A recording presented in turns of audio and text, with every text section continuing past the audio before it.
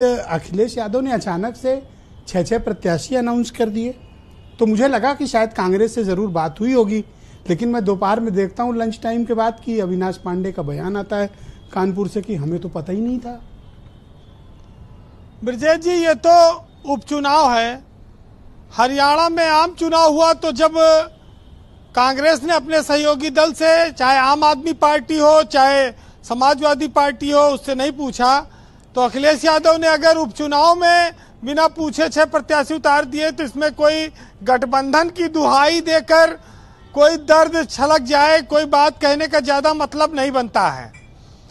UP की सियासत में राष्ट्रीय स्तर पर जब चुनाव हो रहे थे तब कांग्रेस के नेताओं का एक धड़ा बहुत ज्यादा उत्साहित था कि अखिलेश यादव या समाजवादी पार्टी के साथ गठबंधन नहीं करना चाहिए, मायावती से कर लो क्योंकि मुसलमान हमको वोट देगा, वो जाएगा नहीं कहीं।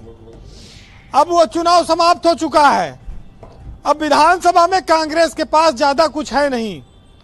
ये जरूर है कि मझवा सीट पर यह माना जा रहा था कि कांग्रेस के प्रदेश अध्यक्ष चुनाव लड़ सकते हैं, वहां पर थोड़ा समाजवादी पार्टी ने सख्त फैसला किया है।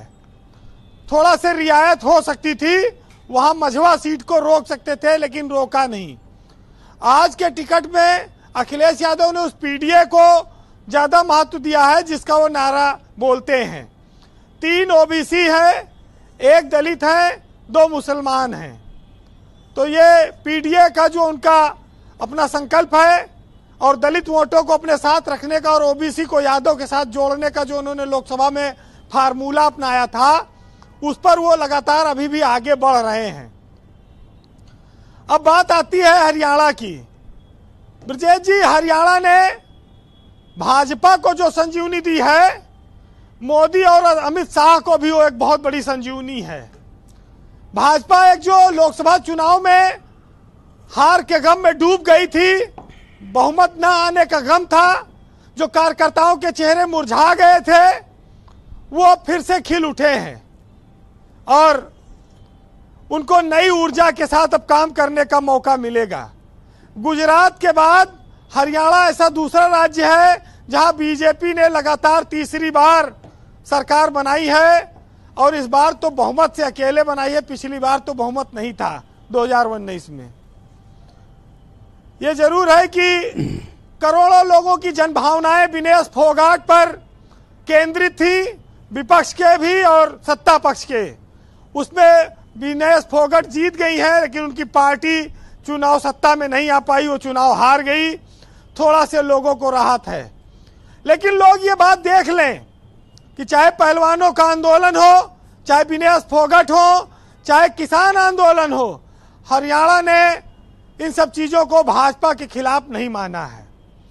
हरियाणा के लोगों ने भाजपा को फिर जिताया है और देश में कांग्रेस को लेकर एक परसेप्शन ये बना है कि जहां भाजपा से उसकी सीधी लड़ाई है, वो अकेले दम पे भाजपा को नहीं हरा सकती है।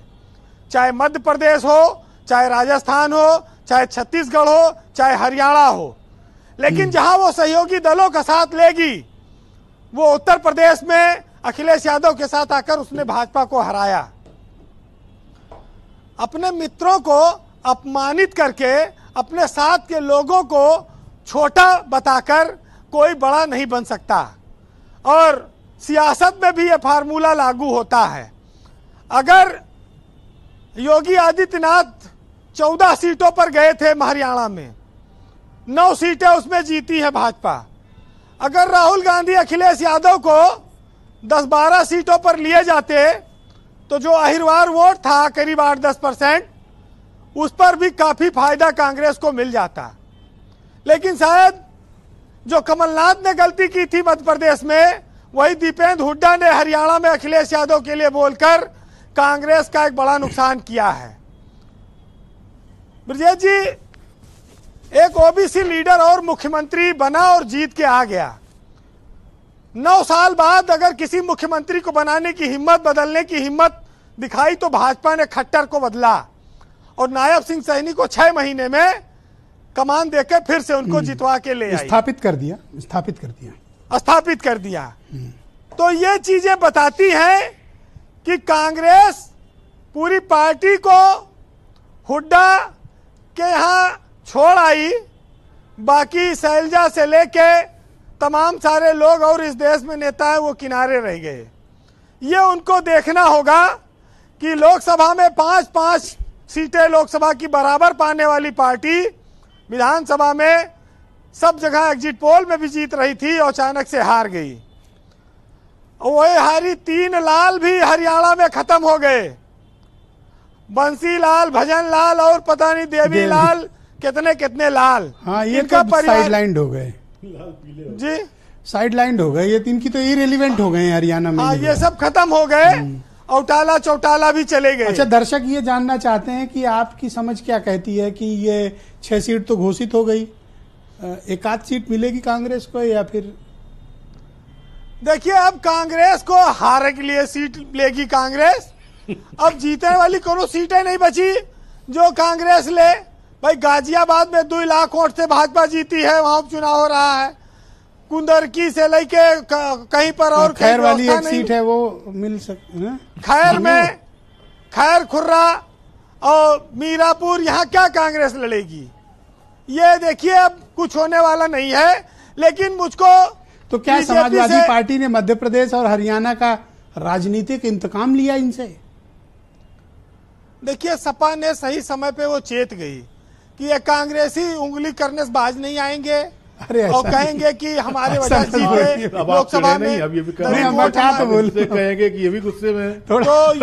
थोड़ा आराम से हम लोग संसदीय शब्द इस्तेमाल। देखिए, उंगली करना कोई मतलब, ये उंगली दिखाना, आंख दिखाना, ये सब मुहावरा है। नहीं, ठीक बात है। ये सपा समझ गई कि ये कांग्रेस में बड़ा भ्रम पैदा हो जाता है कि अकेले लड़ो सब जीत ले वो। तो ये कांग्रेस अभी जनाधार नहीं है उसका। और जब आप हरियाणा में नहीं दे रहे हो, मध्य प्रदेश में नहीं दे रहे हो, तो यहाँ भी, यहाँ सपा जनाधार है, उनको लड़ने दो। अजय राय प्रभारी हैं, तो फिर ये सीट तो कम से कम एक्सपेक्ट तो कर ही रहे थे मनीष सिंघवी। ये बात तो सही है। देखिए, इस पर तो मैं सहमत हूँ कि कांग्रेस मझवा सीट पर अगर समाज, अरे तभी तो प्रत्याशी घोषित किया, बदल भी सकते हैं अखिलेश यादव, कोई बड़ी बात थोड़ी है। मन बदल लिया आपने, अभी तक तो एक सीट नहीं दे रहे थे, अब मझवा के लिए आपके दिल में थोड़ा सिंपैथी आई है। यही देखिए, अभी तो टिकट खाली घोषित हुआ है ना, अभी चुनाव पर्चा तो भर नहीं दिया गया है। हो सकता है कि अगर कांग्रेस मांगे अपने प्रदेश अध्यक्ष के लिए तो दे भी सकते हैं, वो कोई बड़ी बात नहीं है। अच्छा, आज सुबह आप बता रहे थे कि निषाद वालों पार्टी का भी कुछ मामला फंसा है और अनिल दुबे भी 1 सीट से अधिक तो इनका बनता नहीं। बिल्कुल, 1 सीट पर भाजपा तो निषाद पार्टी को कोई सीट देने की शायद स्थिति में नहीं है, उसका विचार ऐसा है। तो उन्हीं की सीट थी ना। लेकिन ये जान लो, जैसे मैं यहाँ खड़े होके बोल रहा हूँ, दिवाली के मौसम में इतना कीट पतिंगा ये सब परेशान करे थे, वैसे सब छोटी छोटी पार्टियां, जल्दी कंक्लूड कर लो आप। वैसे ये सब भाजपा को ये छोटे छोटे दल भी परेशान करते हैं। जब जब लाइट जलती है ये उड़ के आ जाते हैं, जैसे चुनाव का माहौल आता है कि आगे पीछे मंडराते हैं। ब्रजेश जी, हरियाणा के चुनाव से बीजेपी ने एक गलत काम किया, एक शिकायत है उससे। बीजेपी ने इस चुनाव में हरियाणा की जीत के बाद लड्डू की हत्या कर दी। अब इस बार उन्होंने जलेबी को राष्ट्रीय मिठाई बना दिया। अगर ऐसे साजिश चलती रही तो धीरे धीरे लड्डू लुप्त हो जाएगा और चुनाव में खाली जलेबी बांटी जाएगी। ये मिठाई के साथ बीजेपी ने कॉमेडी ये गलत काम। तो आज वैसे कटोगे तो बटो वाला देखो मामला अब यूपी पे भी आएगा। अब इसके लिए भी लोग तैयार रहना चाहिए। भाजपा को जो राहत मिली है, उत्तर प्रदेश में जो सदमा लगा था, उसके बाद से जो उभार अब हरियाणा से जोश मिला है, उस पर सुनिएगा कि लौट आई है बहार फिर से तकरीबन, और है गुलों पे निखार फिर से तकरीबन, और आईना साफ कर लिया हमने, छट गया है सब गुबार तकरीबन, और उनकी चौखट पे खत जला आए, चुक गया है उधार सब तकरीबन, और देखकर गोश्त दुम हिलाने लगे, फंस गया है फिर शिकार तकरीबन। अब नवरात्रि में कहाँ आप ये सब शुरू कर रहे हैं, छोड़ दीजिए। बहुत धन्यवाद वीरेंद्र जी, बहुत बहुत शुक्रिया आपका हमारे साथ जुड़ने के लिए और अपने बोल्ड स्टेटमेंट्स और ऑब्जर्वेशंस हम तक पहुंचा